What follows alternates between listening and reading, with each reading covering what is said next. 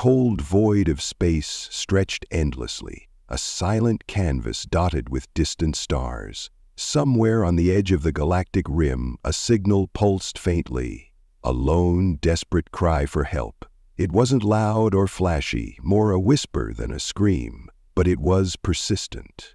The signal wove itself into the background noise of the universe, repeating a message that would eventually reach the Galactic Rescue Corps cruiser, Halcyon.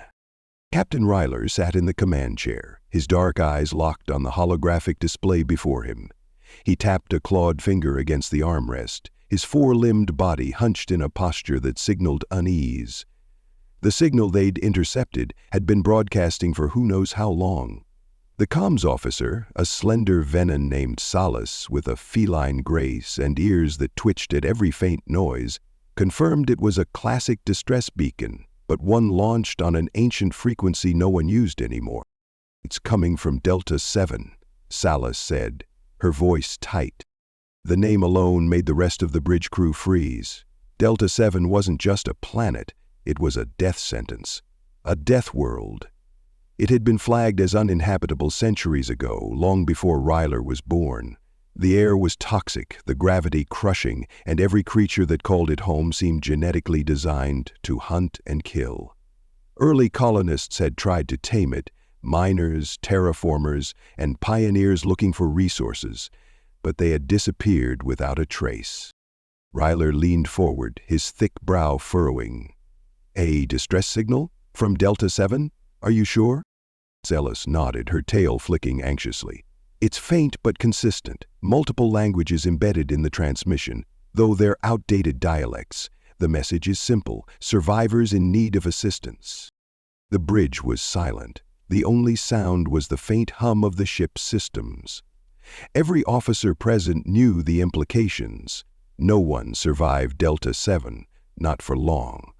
If someone was alive down there, they must have endured conditions that no ordinary being could withstand. "Who would even be alive to send it?" one of the younger officers muttered, breaking the silence. "That's the question," Rylor said grimly. His claws tapped against the armrest again, a habit that Solace recognized as him thinking deeply. Finally, he straightened. "Prepare the jump drive. Plot a course to Delta 7. Solace's ears flattened against her skull. "Captain, with all due respect, that planet is marked as a no-go zone for a reason. We don't even know what's waiting for us down there." "I'm aware of the risks," Rylor said, his voice steady but firm. "But the Galactic Rescue Corps has a mandate. If someone's calling for help, we respond. No exceptions." The crew exchanged uneasy glances but didn't argue further. Orders were orders, and they trusted their captain. Even so, the tension in the room was palpable as the ship's engines roared to life, propelling them toward a planet that most sane beings would have avoided at all costs. The journey to Delta 7 was uneventful, though the growing sense of dread among the crew made every hour feel longer than it was. The planet itself came into view as a dark, storm-choked orb. The atmosphere was a swirling mix of gray and green, with lightning illuminating the surface in brief, violent flashes. The scanners revealed a jagged terrain of mountains, ravines, and dense forests. It looked hostile, unwelcoming, every bit the nightmare the legends had described. Solace stared at the display, her tail flicking nervously. No major settlements, just a few structures scattered here and there. Life signs are faint, but they're there. "Faint isn't dead," Rylor said, his tone resolute. "Take us into orbit. I want detailed scans of the area around the signal."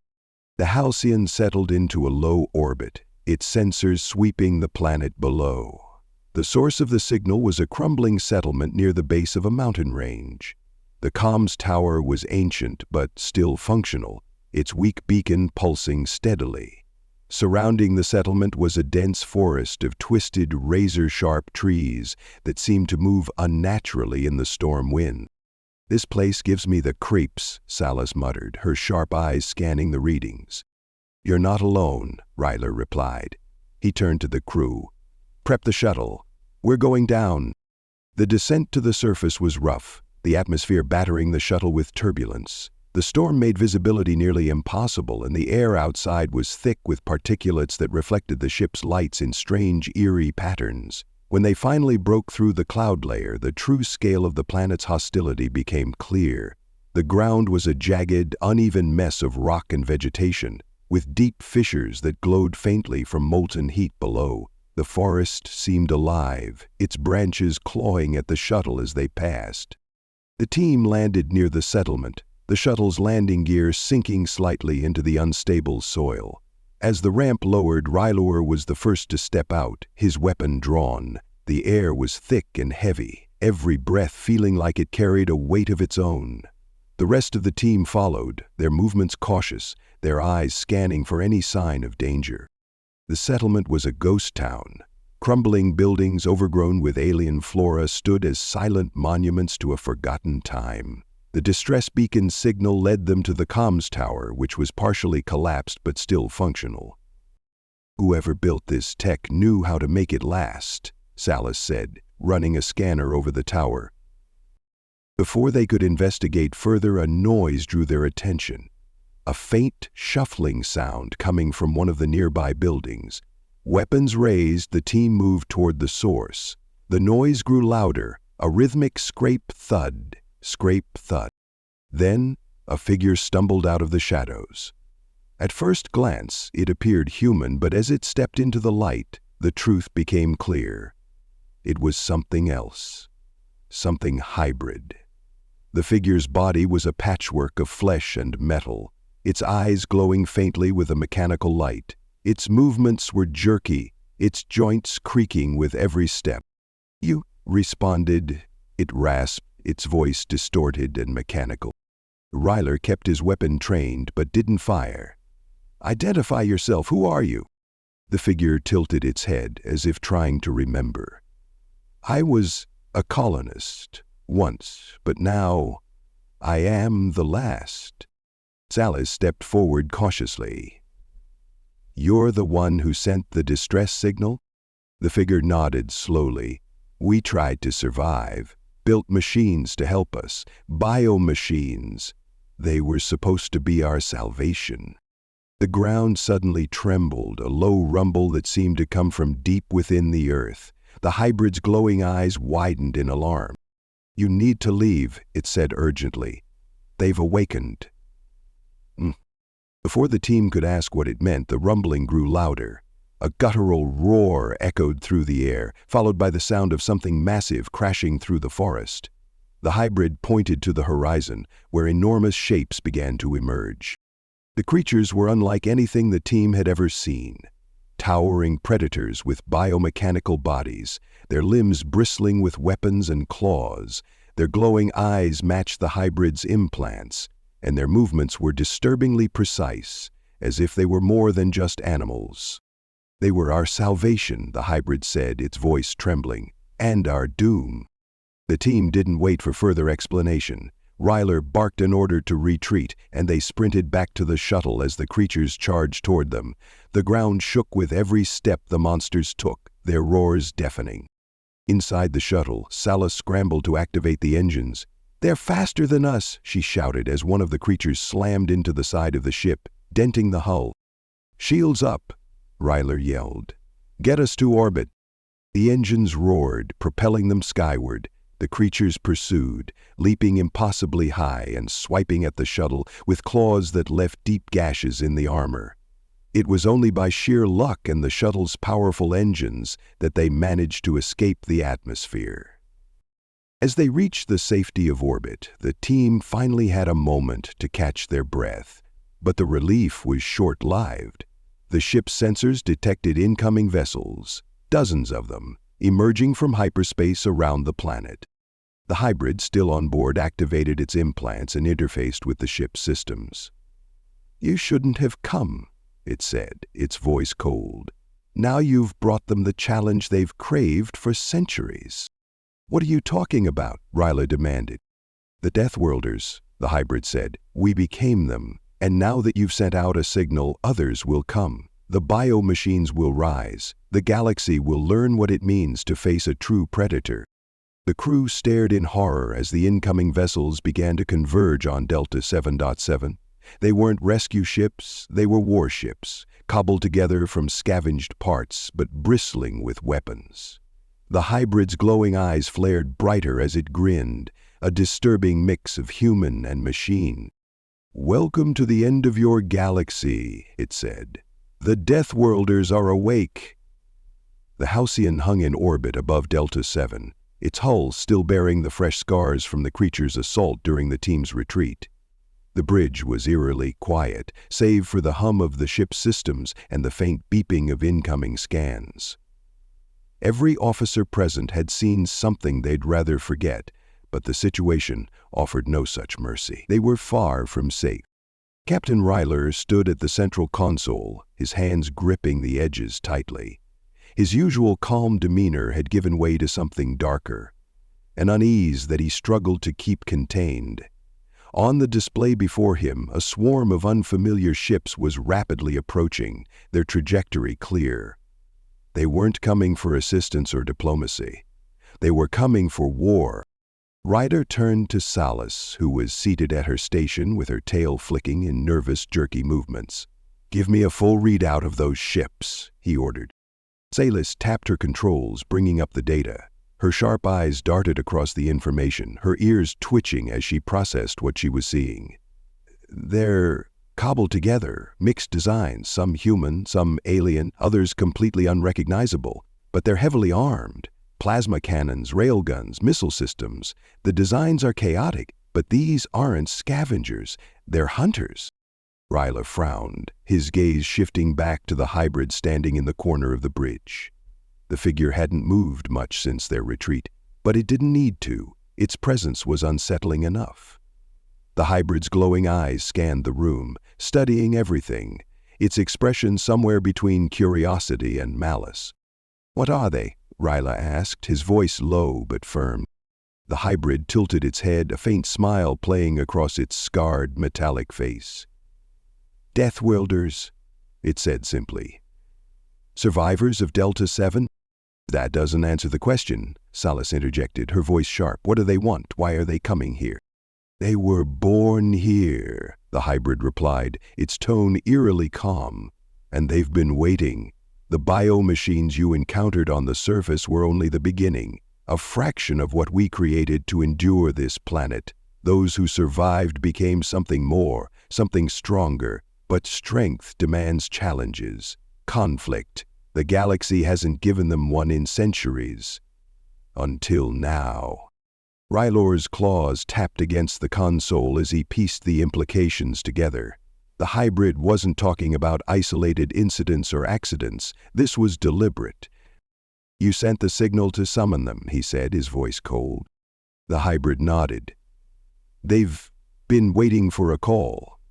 And now they're coming home." The bridge fell silent again, the weight of the hybrid's words sinking in. The incoming ships weren't just a threat to the Halcyon. They were a threat to the galaxy itself. Salas broke the silence with a sharp intake of breath. "Captain, we're picking up new readings from the planet. Massive energy signatures. It's coming from underground?" Rylor glanced at her. "What kind of energy?" "Unclear," she admitted, her hands flying across the controls. "But it's big. Whatever's down there is waking up." The hybrid's smile widened. "Ah, the core systems. I wondered how long it would take." Rylor rounded on it, his patience fraying. "Enough cryptic answers. What's down there? What are we dealing with?" The hybrid stepped forward, its movements unnervingly smooth for something so scarred and broken. When the colonists realized they couldn't survive this planet's natural hostility, they turned to artificial evolution. The biomachines you saw were the first step, adaptable predators designed to protect us. But the planet was relentless, and so were we. The next step was us. Integration, cybernetic enhancements, biomechanical implants, genetic modification. We stopped being colonists. We became Deathworlders. The hybrid nodded. "They've been waiting for a call, and now they're coming home." The bridge fell silent again. the weight of the hybrid's words sinking in. The incoming ships weren't just a threat to the Halcyon. They were a threat to the galaxy itself. Salas broke the silence with a sharp intake of breath. "Captain, we're picking up new readings from the planet, massive energy signatures. It's coming from underground?" Rylor glanced at her. "What kind of energy?" "Unclear," she admitted, her hands flying across the controls. "But it's big. Whatever's down there is waking up." The hybrid's smile widened. "Ah, the core systems. I wondered how long it would take." Rylor rounded on it, his patience fraying. "Enough cryptic answers. What's down there? What are we dealing with?" The hybrid stepped forward, its movements unnervingly smooth for something so scarred and broken. When the colonists realized they couldn't survive this planet's natural hostility, they turned to artificial evolution. The bio-machines you saw were the first step, adaptable predators designed to protect us. But the planet was relentless, and so were we. The next step was us. Integration, cybernetic enhancements, biomechanical implants, genetic modification. We stopped being colonists, we became Deathworlders. "And the energy readings," Salas pressed. "The final step," the hybrid said, its voice carrying a strange reverence. "A network of subterranean facilities. Weapons, factories, constructs, all automated, all designed to support and defend us. They've been dormant for centuries, waiting for their creators to return. The signal woke them, just as it summoned the fleet." Rylor turned back to the display, his mind racing. This wasn't a rescue mission anymore, it was a containment effort, and the odds were stacked against them. The ships were closing in, and whatever lay beneath Delta 7's surface was gearing up for something far worse. "Salas, can we jam the signal?" he asked, his voice clipped. Salas's ears twitched as she checked the systems. "We can try, but it's not coming from the comms tower anymore. The planet itself is broadcasting now. It's using the core systems to amplify the signal. We'd have to destroy the source to stop it." "And I'm guessing the source is heavily guarded," Rylor said grimly.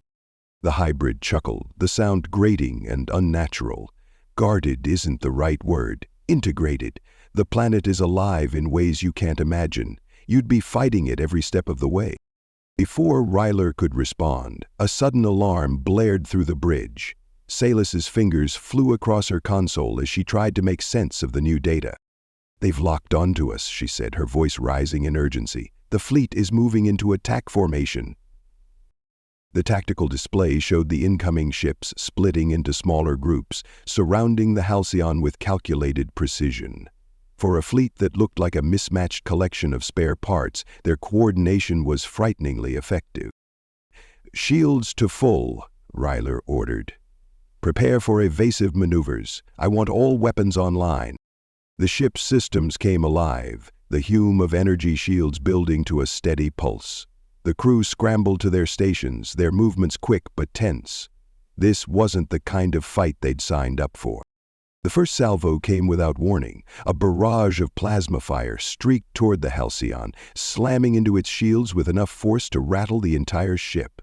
The crew braced themselves as alarms blared, the shield integrity dropping with each hit. "Return fire," Rylor barked. The Halcyon's cannons roared to life, sending a volley of energy blasts toward the nearest enemy ship. The shot connected, tearing through the vessel's patchwork hull and sending it spinning out of control. But for every ship they damaged, 2 more took its place. "They're overwhelming us," Salas said, her voice strained. Rylor gritted his teeth, his mind racing for options. The Halcyon was a rescue vessel, not a warship. They weren't equipped to handle a fleet of this size, especially one this relentless. The hybrid, still standing calmly on the bridge, watched the chaos with a strange detachment.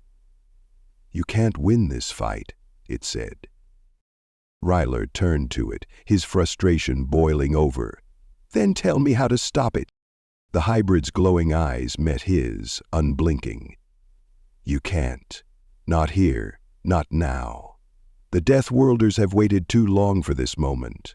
The galaxy has grown soft, complacent. They see themselves as predators, but they've forgotten what true predators are. "What are you saying?" Salus demanded. "I'm saying," the hybrid replied, "that this is just the beginning." Before anyone could respond, another massive energy spike registered on the sensors. This one was different, larger, more focused. The ship's systems struggled to analyze it, the data coming in garbled and incomplete. Salus's eyes widened as the realization hit her. "It's targeting us. The planet is targeting us." The hybrid smiled, its expression cold and knowing. "I told you, the planet is alive." A sudden beam of energy shot up from the surface, narrowly missing the Halcyon as it veered sharply to the side. The beam cut through the space where they'd been, its power evident even from a distance. "They're not just going to let us leave," Salus said, her voice tight with fear. Rylor's mind raced. They couldn't stay, but they couldn't just leave either. If they retreated now, the Deathworlders would spread unchecked. The galaxy wouldn't stand a chance. "Prep the jump drive," he ordered. Salus looked at him in shock. "You want to run?" "We're not running," Rylor said, his tone firm. "We're regrouping. I need time to contact Galactic Command and warn them about what's happening here. This isn't a fight we can win alone." Salus hesitated but eventually nodded.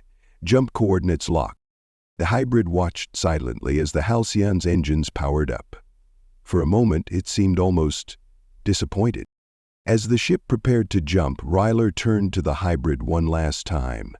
"If you think this is over, you're wrong. The galaxy won't go down without a fight." The hybrid's smile widened. "I hope so, Captain, I really do. After all, what's a predator without prey?"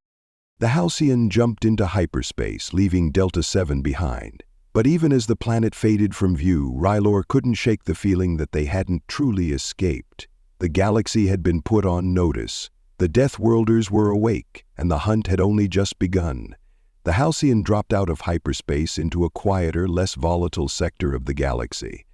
The sudden calm after the chaos of Delta 7 was jarring, but it did little to ease the tension gripping the crew. The ship's damage report scrolled across the main display. Hull integrity compromised, shield generators running at reduced efficiency, and several auxiliary systems offline. Despite everything, they had made it out alive. But the silence felt temporary, a calm before an inevitable storm. Captain Rylor stood at the center of the bridge, staring at the tactical display as if willing it to reveal some hidden solution. His sharp features were set in a grim expression, his claws tapping rhythmically against the armrest of his chair. The rest of the bridge crew worked in silence, their movements careful and deliberate. Even Salus, usually quick with a sardonic remark, was uncharacteristically quiet, her tail curled tightly around the base of her chair. Rylor finally broke the silence. "Status report." Salus glanced at her console. "Hull repairs are underway, but the damage to the port side is extensive. Shields are holding at 60%, but they won't survive another encounter like that. Jump drive recalibration will take another 2 hours." She hesitated before adding, "Communications are operational, but the subspace relays are being temperamental." Riley caught the hesitation in her voice. "What does that mean?" Salus exhaled, her ears flattening slightly. "It means whatever signal Delta 7 sent is causing interference across multiple channels. It's not just affecting us, it's spreading. Subspace relays across the sector are reporting anomalies. The interference is growing." Rylor's claws stopped tapping. "How far has it spread?" Salus worked her controls, her expression darkening as the data compiled. "It's already reached 6 neighboring systems, and the rate of expansion is accelerating. If we don't stop it, the entire quadrant could be blanketed in interference within days." The implications were clear. The signal wasn't just a distress beacon. It was a contagion, infecting the galaxy's communications network and spreading its message far and wide. Rylor leaned back in his chair, the weight of the situation pressing down on him like a physical force. "We need to get this information to Galactic Command," he said, his voice heavy with determination. "They need to know what we're dealing with." The hybrid, still restrained in the corner of the bridge, let out a dry, mechanical chuckle. Its glowing eyes flickered with amusement as it watched the crew scramble. "Galactic Command," it said, its voice dripping with disdain. "Do you think they'll save you? The galaxy's bureaucrats, its politicians, its so-called leaders, they're weak, Captain, soft. That's why the Deathworlders were created, to survive where they could not, and now the galaxy will learn the price of that weakness." Rylor turned to face the hybrid, his gaze cold and unyielding. "You seem very confident for someone who's a prisoner on my ship." The hybrid grinned, the metallic plates of its face catching the dim light. "I'm not your prisoner, Captain. I'm your warning." The bridge fell silent as the hybrid's words hung in the air, their weight undeniable. Salus broke the tension with a quiet, almost hesitant question. "Captain, what if it's right?" Rylor's gaze snapped to her, his expression hard. "What are you saying?" Salus hesitated, her tail flicking nervously. "I'm saying, look at what we just faced. Those creatures on the surface, the fleet in orbit, the signals spreading like wildfire. We barely made it out alive. What if the galaxy isn't ready for this? What if it really is too soft?" Rylor's expression softened, though his resolve remained firm. "If the galaxy isn't ready, then it's our job to make sure it is. That's what the Galactic Rescue Corps was founded for. To face the threats no one else can. To protect those who can't protect themselves. I won't give up on that, Salus. Not now, not ever." Salus nodded, though her unease lingered. The hybrid watched the exchange with interest, its glowing eyes narrowing as if it were cataloging every word, every reaction. Before the conversation could continue, a new alarm blared through the bridge. Salus's hands flew to her console, her eyes widening as she read the data. "Captain, we've got incoming," she said urgently. "Multiple signatures dropping out of hyperspace. It's the Deathworlder fleet. They've tracked us." Rylor replied. Rylor's claws dug into the armrest of his chair. "How many?" Salus's voice wavered. "At least 15 ships, same configuration as before, makeshift but heavily armed. They'll be within firing range in less than 5 minutes." The tension on the bridge reached a breaking point. The crew scrambled to their stations, their movements hurried but precise. The Halcyon was in no condition for another battle, and everyone knew it. "Get the jump drive online," Rylor ordered. "Divert power from non-essential systems if you have to. We need to move, now." Salus nodded, her fingers flying over the controls. "I'll do what I can, but we're cutting it close." The hybrid chuckled again, its mechanical voice grating against the crew's nerves. "You can't run forever, Captain. They'll find you no matter where you go." "Maybe," Rylor said, his voice steely. "But I'm not planning on running forever." The Deathworlder fleet closed in, their ships moving with a predator's precision. The Halcyon's sensors picked up their weapons powering up, their targeting systems locking onto the damaged vessel. The crew braced themselves, knowing the odds were stacked against them. Suddenly, the hybrid's glowing eyes flared brighter and its grin widened. "Interesting," it said, almost to itself. Rylor turned to it, his brow furrowing. "What's so interesting?" The hybrid didn't answer immediately. Instead, it tilted its head, as if listening to something only it could hear. Finally, it spoke. "You're not the only ones who've noticed the signal. Something else is coming. Something bigger."